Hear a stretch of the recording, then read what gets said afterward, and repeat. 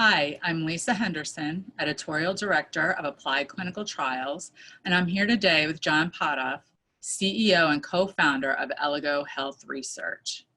So it's good to see you again, John. How are you doing? Yeah, doing great. Nice to see you too, Lisa. Good, good. So I wanted you to share with the audience, how does Eligo's model prepare customers who have to move to decentralized and hybrid trials?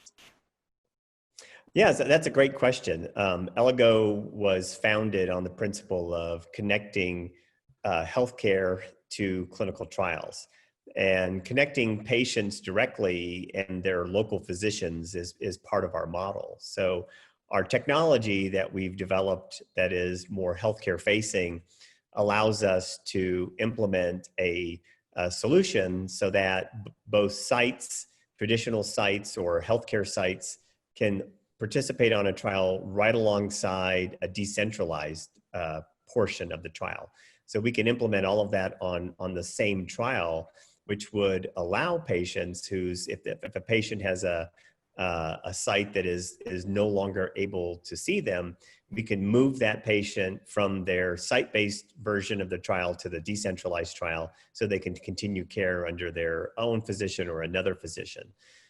Which allows for a continuity of the trial in case something like that happens. Excellent. So what has Eligo done to establish a back on track model or process for clinical trials that may have been delayed or stalled since the beginning of the year? Yeah, I think that's really important. And what's very interesting is because most of our sites are healthcare sites, they weren't shut down. The studies were shut down, but they were healthcare facilities that needed to continue to see real world patients. So our study patients who were coming back for ongoing visits were able to go, and the trials that stayed open were able to continue to see patients.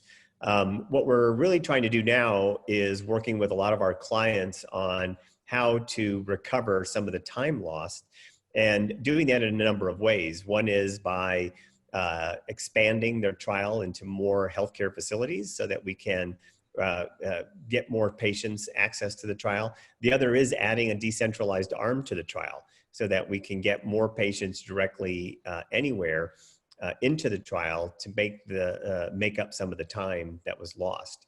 The other things that we've been doing is working with clients to make sure that we're staying in contact with patients who qualify, but yet aren't ready to come into the trial because it's not back on track. So that once it's back on track, we can really rush those patients in to see if they are interested in participating in the trial.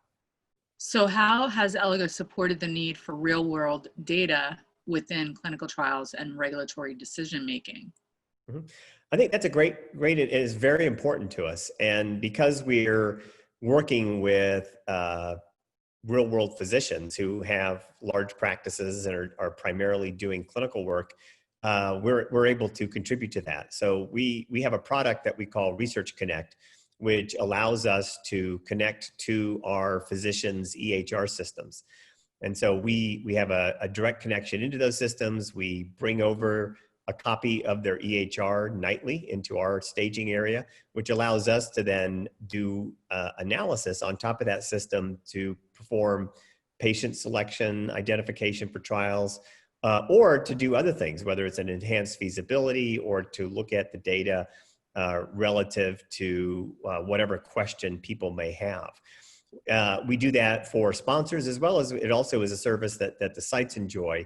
You know, as a lot of our sites have asked us questions like, you know, can you tell me out of my population of patients, you know, who are the patients that meet the criteria that are most vulnerable for a COVID infection?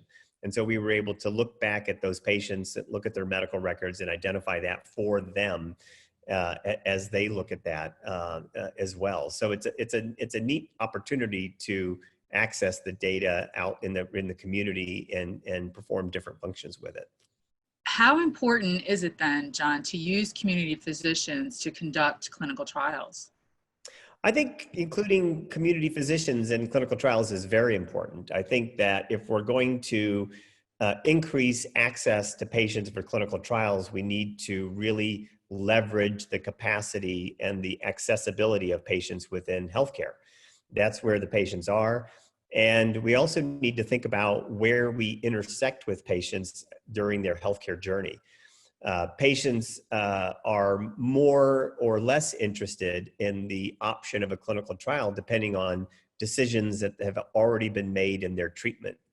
So, for example, patients that are already on their path on a specific treatment are more reluctant to change that path than if they had been approached at a different stage of their healthcare journey. And so one of the things that's really important for us is to look at a protocol and understand where in healthcare are these patients presenting, not only with the right symptoms, but also with the right stage of their journey, so that we can get to them and they can make an informed decision about whether they want to participate or not before they feel that they're already on a different course. And I think that's only possible when you are connecting into the community to do your trials. It makes sense. It really does make a lot of sense. Mm-hmm.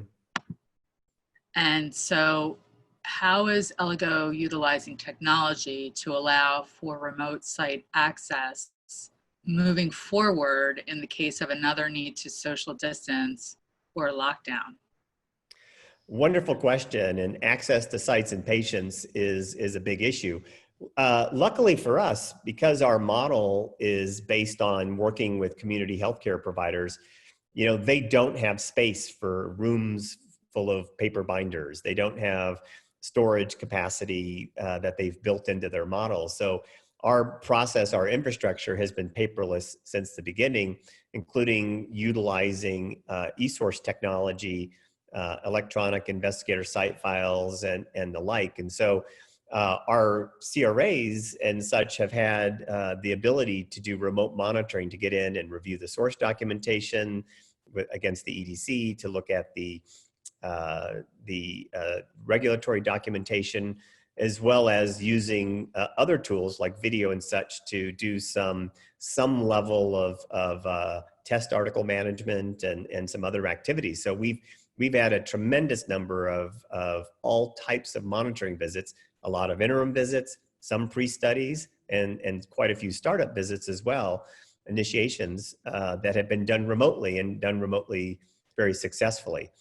All of our practices have telemedicine, so we've been able to stay in contact with patients as needed. So that's a nice way to have that integrated into our process, so that we are able to, if a protocol alters and asks for remote visits with the patients, we are fully equipped to do that at every one of our sites. Well, thank you, John, for your insights. I really appreciate you sharing that with me and the audience, and I'm glad that everything's going well with your model, and it seems really like a really productive and progressive model to have, especially during these times and as we move forward. So thanks again, and take care. Thank you very much, Lisa. It was great to talk to you again.